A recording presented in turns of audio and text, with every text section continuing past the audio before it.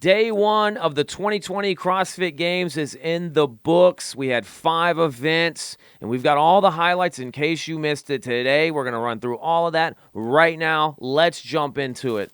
We start off with 2,000 reload. Tia the Tomb Raider Toomey takes the dub. Brooke Wells fighting for her life for 4th place. Can't hold on to the bar, loses it, and Katrin comes in right on top. The guys, Matt Frazier stays sturdy and holds on, but the rookie, Justin Medeiros, taking 2nd and shows us why he should be here. Handstand Sprint was a very fast and brutal event. Tia and Matt rack up another event win each. We see Brooke Wells takes another rough 5th place, while Medeiros eats Adler's sack dust in a sprint to the finish, costing him valuable points. Haley Adams takes a rough tumble at the very end, losing 2nd place to Katrin David's daughter. In the CrossFit Total, we saw a close battle for pounds. Tia locks in yet another event win, while Frazier spends too much time thinking he's winning to actually win. Adler takes 1st place for the guys. Brooke Wells hears Hell's Bells pulling a deadlift for needed points with a 2nd place finish, but has to watch the unstoppable force that is Tia rack up her win. The Handstand Sprint.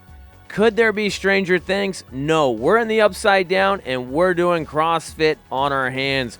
Brooke Wells sprints on her feet, but she also sprints on her hands to grab the event win. Justin the Man-Maker Mullet Medeiros had a technique I've never seen, sprints every 5 yards, but he can't catch Matt Frazier, who wins again. Ranch Loop. The field of men and women all meet together to toss up some dirt instead of a salad in the Ranch Loop. And it's not disappointing. They race their hearts out for 20-plus minutes to be told Dave forgot his cell phone back at the ranch. Can you get it?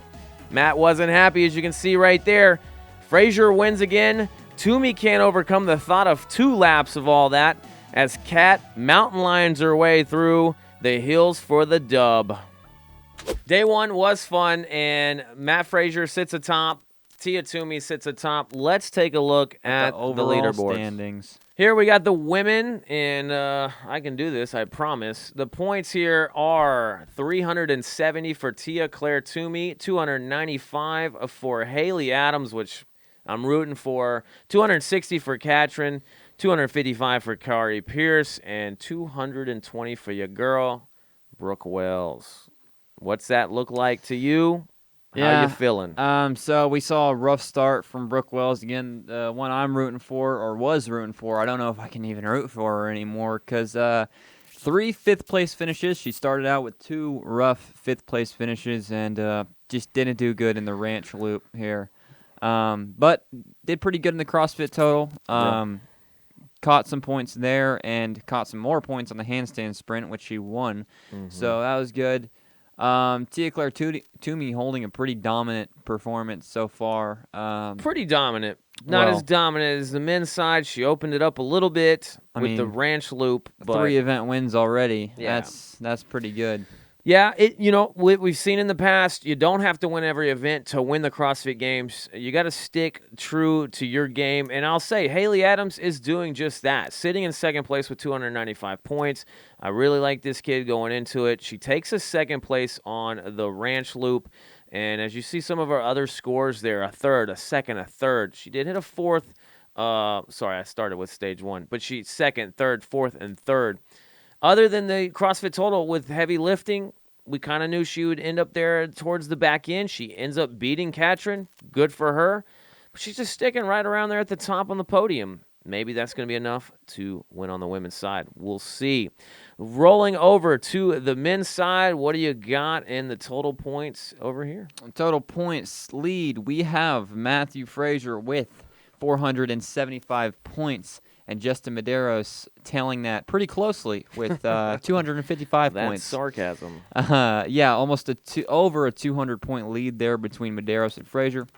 3rd place, we have Noah Olson sitting at 235, Jeffrey Adler at 220, and Samuel Quant at 215. So from 2nd to 5th place, they're all pretty close in points. Yeah, it's one place ahead of the next guy, and you're ahead of it. Yeah. I think most people we kind of felt like we knew who's going to be at the top of the leaderboard, 1st place for both sides. and it always seems to kind of turn into a race for the podium, and there's two girls that are going to be left off the podium this year, being that there's the 5 here. And so, like you said, not a lot of points separate from second to fifth, and that's really on both sides of the leaderboard, men and women. So, really going to be, it's early. It's day 1. And we saw a lot of highlights throughout the day. We watched every bit of it, and it definitely was a fun day. I thought the programming was really good. What are your thoughts so far in the programming? I absolutely loved every event. I mean, there's not one event today that I didn't like. I can't even think of all the events, but I liked all of them. So, favorite one was probably the handstand sprint. That was such a high adrenaline, high stakes event. Yeah. And I absolutely loved that event. It was completely well programmed. I mean, it's just a sprint, but with the athletes on the field, especially on the women's side, it really demonstrated how good they are on their hands. Yeah, I thought going back to the last event.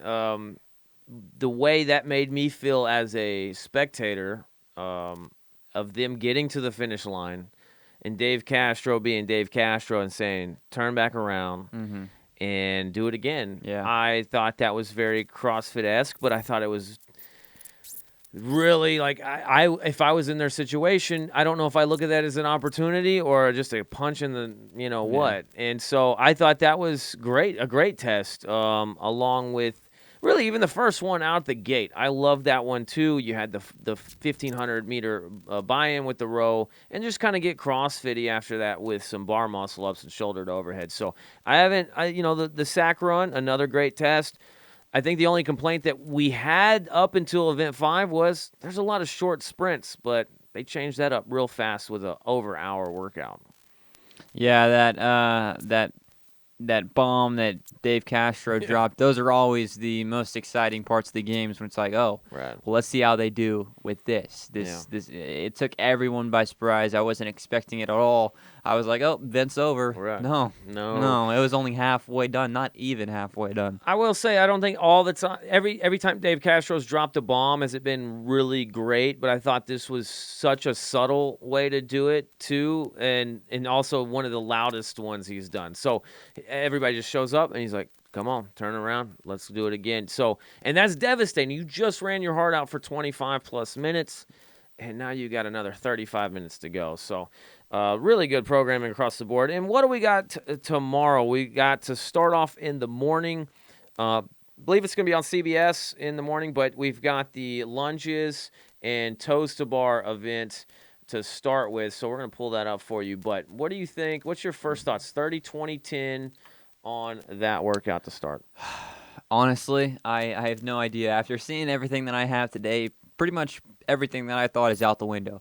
All the athletes besides Tia and Matt are performing very differently than I imagined. Even Noah Olson, who I was sure was going to do good in a workout like 2007 Reload with all the muscle ups, took last. So same with Wells.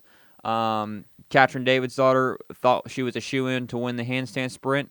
Took fourth. Didn't even see her on the mat. Honestly, there's no telling what's going to happen the next 2 days. But I do really like this workout. It is going to be a fast workout. Yeah, it is. Yeah. We saw the test team or the demo squad do this, and anybody else that's been following the games, pretty much unbroken. I think that's going to be the goal here for the 30, 20, 10 and on the lunges. And then we end the day, at least, well, no, sorry, we don't end the day. We then see in the middle of the day the Snatch speed triple. What do you think about this one? Oh, man, I mean, this is my favorite workout in the whole event. This is it. I love this workout, absolutely. It's going to be so fun to watch. It's going to be very similar in terms of how fun it is as the handstand sprint. Mm-hmm. You know, especially in that first round, it's go, go, go. It comes down to how fast can you get that bar up, get over it, and get to the next bar. The first round's going to be super fun to watch, and it's going to knock some people out. They're going to knock one person out. Yeah. Semifinal's going to get a little slower, but again, it's, I still think it's at a weight. Can't be too slow, though. I mean, the time caps for the first wave is 1 minute, 2 minutes for the second wave, and then 3 minutes for the third. Semifinal gets a little slower, but the final, at that point, it's who's the best lifter. Yeah. because the best lifter is going to win that event. And that'll be down to 3 athletes Yeah. at that point. Yeah. In terms of who's going to win it, I think it's Matt and Tia. Yeah. They are the best weightlifters on the field. Matt coming from a weightlifting background, and Tia winning gold, or was it gold? I'm not sure if it's gold. She placed. Competing like in weightlifting. So. Yeah, I can't disagree with that.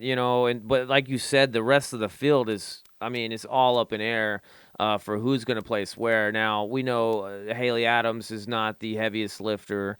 Brooke Wells should do well on this one, and she's going to really have to do well on this one to stay in it.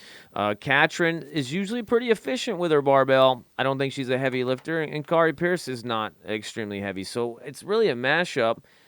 But, again, where some of these people have landed on some of these workouts, really kind of unexpected.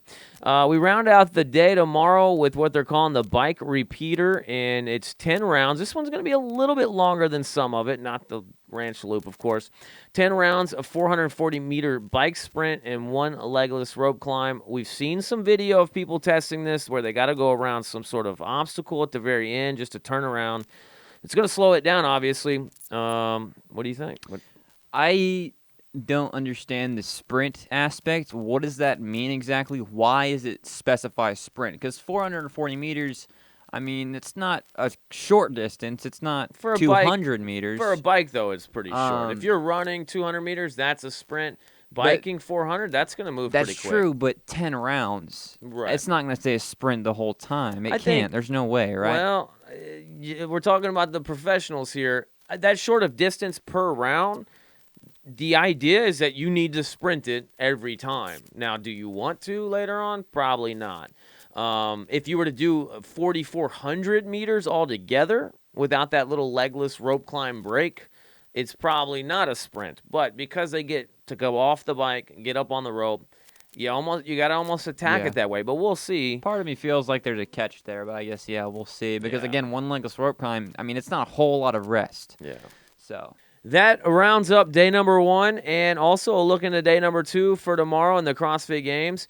Don't forget to like and subscribe and stay up to date with all the coverage here at the Olympian Project. Anything you'd like to throw out there for the fans, Gary? It's a great year. Honestly, I really love this CrossFit Games. So if you want to stay up to date, you know what to do. Subscribe. Click, click, click. Subscribe. All right, we'll see you.